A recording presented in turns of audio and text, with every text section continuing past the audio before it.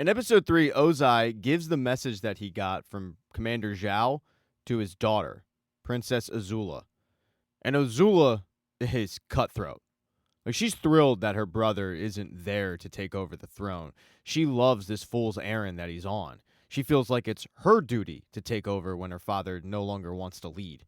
So the fact that there's word that the Avatar has been found is not good news for her. In response, she wants to know everything that's going on.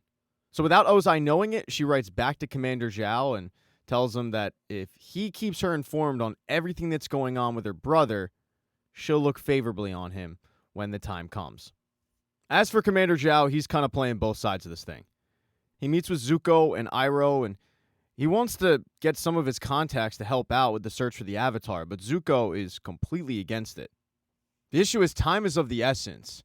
Right now, they can figure out where the Avatar would go, but as every hour ticks by, it's more and more likely that he gets out of their sights. Reluctantly, Zuko gives the okay for Zhao to contact a few sources to poke around to see if they've seen anything out of the ordinary. As for Aang, he, Katara, and Sokka fly off, but they think they see somebody in the sky that's an airbender. The person is flying towards a mountain, but Aang notices that's no mountain. That's Omashu. Omashu is a legendary city. It was carved out of a mountain. It's run by the Earth Nation, and as a kid, Aang remembers going there and thinking fondly of it. It had the most advanced technology in the area. It also had incredible food, and it's a place that he wants to stop off at. As they walk up towards the gates of the city, Aang is talking it up as this Disneyland-esque experience. Problem is, it's changed quite a bit since the last time he was there. They're way more restrictive about who they let in and who they don't. And if they don't want you in, they just throw you over the side of a mountain. The good news is they get tipped off by a horned-up teenager named Jet who has a thing for Katara. And he doesn't want to see the group die. He's got a feeling that they're not any threat to Omashu. So he lets all three of them in his cart. He gives them disguises so they look like locals. And he talks his way into the city.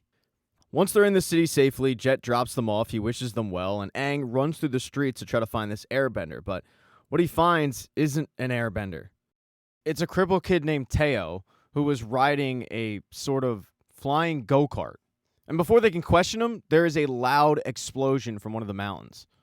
It spreads fire and smoke everywhere, and that's when Aang does what he does. He uses his abilities to put out the fires, to disperse the smoke. Katara helps using her abilities as well, and Teo goes from just being shocked about the explosion to being shocked about the fact that he's in the presence of an airbender and a waterbender. Teo's father, though, runs out because he's very, very concerned for the safety of his son.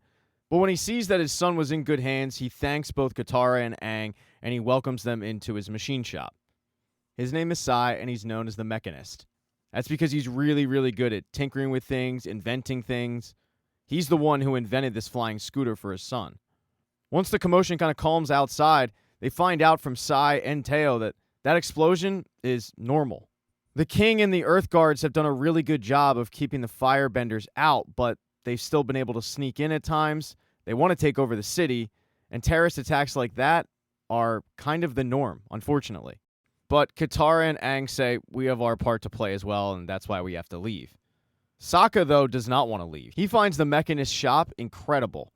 The inventions that this guy has made, he wants to check all of them out. But he's outnumbered, so they head out. And when Aang sees the destruction in the streets, he realizes that he can't abandon these people. It's his responsibility to help out.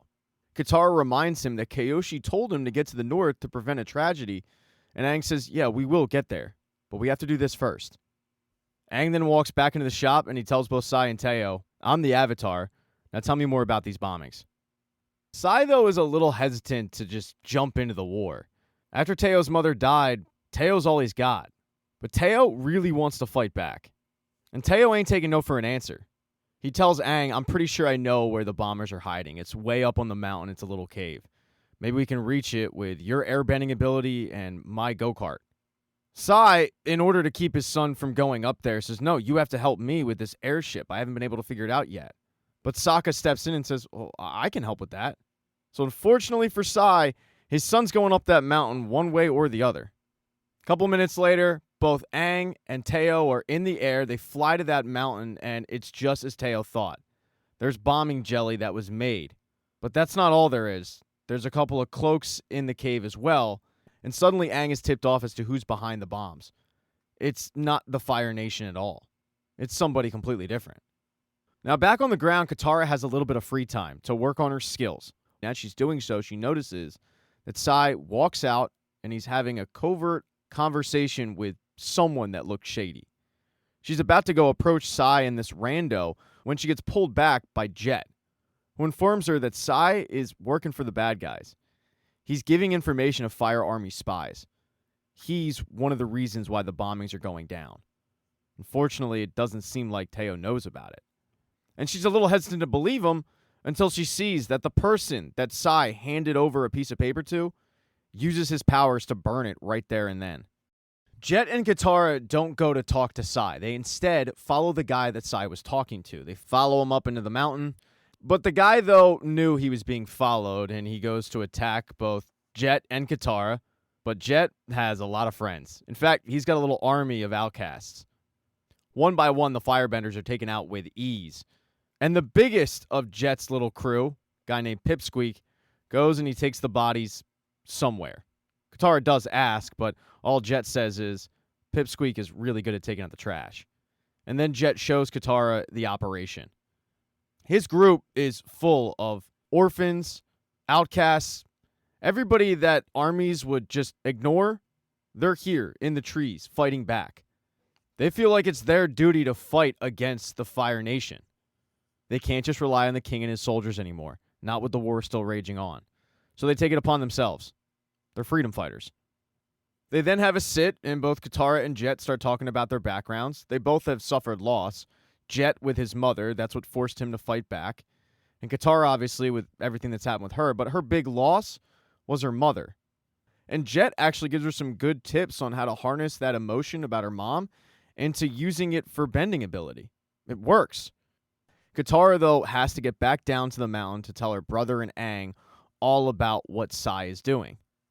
And while she was gone, Sai and Sokka were actually bonding quite a bit. Turns out that Sokka is a natural engineer. And Sai tells him, you really should go into this work.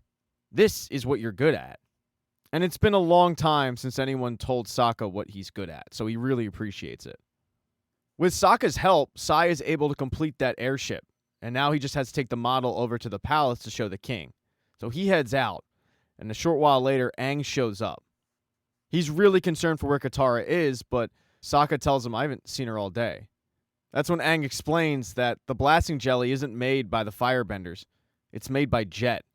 Those cloaks were the same cloaks that he gave the group to sneak into the city. As soon as he's done telling the story, Katara runs in and says, I know who's behind the bombings. It's Sai.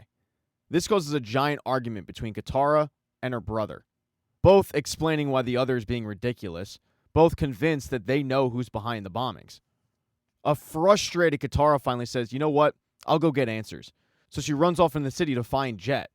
What she doesn't know is, as she is looking for Jet, Zuko is standing a few feet away. And the fact that he's seen Katara is proof for him that the Avatar isn't far away. And if he follows Katara, he's likely to find the Avatar. For the moment, though, he's going to wait back in the shadows, and he watches as Katara goes, and she does find Jet.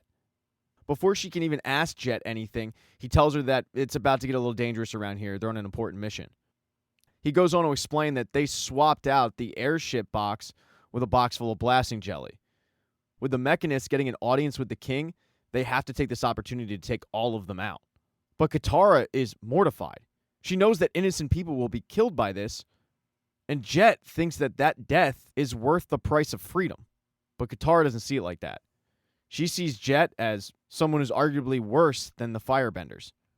She knows, though, that she can't sit there and argue with Jet. She has to get back to both Aang and Sokka, tell them what's going on so that they can save Sai.